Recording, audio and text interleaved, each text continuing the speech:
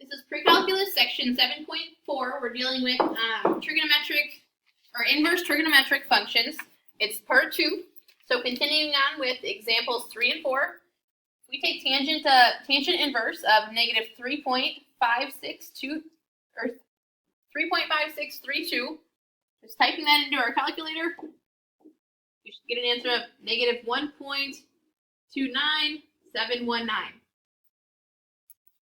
And finally, for number 4, we have cosine inverse of negative 0.2378. Typed into our calculator gives us 1.81090. The biggest thing to remember is just checking whether or not if it's defined at that value. Make sure you're thinking of your domain. Moving on to other examples, it says find the exact value of the expression if it's defined. So let's start out by just filling in our special right triangle. The side length across from the 30 is 1. We multiply by the square root of 3, and going across the 90-degree angle, so this is the square root of 3. Then going across the 60-degree angle, we multiply by 2, so our hypotenuse is a length of 2. Number 1, we have cosine inverse of 1/4. If we have cosine of cosine inverse, those cancel and we are just left with 1/4.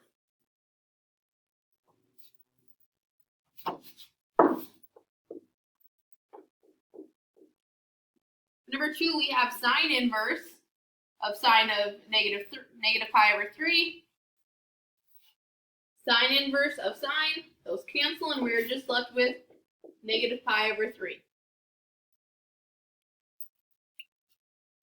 For number 3, we have sine of cosine inverse of 1/2.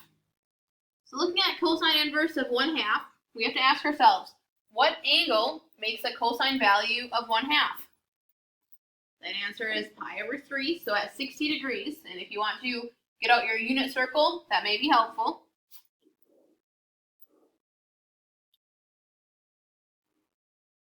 So at 30 degrees, we have square root of 3 over 2, comma 1/2. At 45 degrees, we have a value or coordinates of square root of 2 over 2, comma square root of 2 over 2. And then at 60 degrees or pi over 3, we have coordinates of 1/2 square root of 3 over 2. We can use those throughout.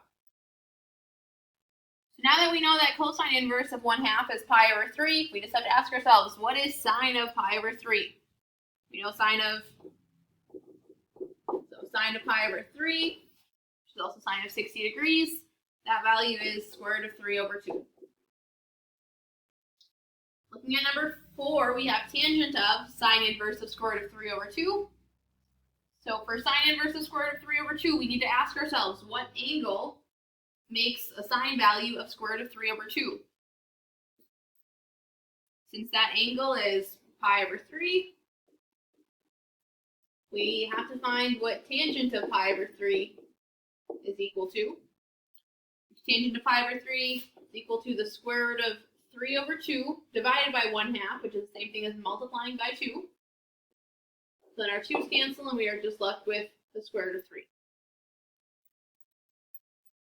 For examples 3 and 4, we could also use our special right triangle that is drawn to the left.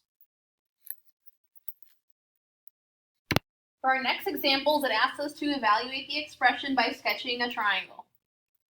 So number 1 is cosine of sine inverse of 3/5. So we have to ask ourselves, what angle theta makes a sine value where sine is opposite over hypotenuse. So what theta makes a sine value of 3 over 5? So our opposite side is 3 and our hypotenuse is 5. So we need to find cosine of this angle, of this theta. So cosine of theta, we need to find our missing side length. To do so, we just take 3 squared plus b squared equals 5 squared. So b squared equals 25 minus 9, which is 16. So b equals 4. You can also do that by just knowing it's a special right triangle, or it's one of the Pythagorean triples. So then cosine of theta is just 4 over 5. For number 2, we're doing a similar thing. So tangent of cosine inverse of 12 over 13. So we have to pick a theta. We have to say theta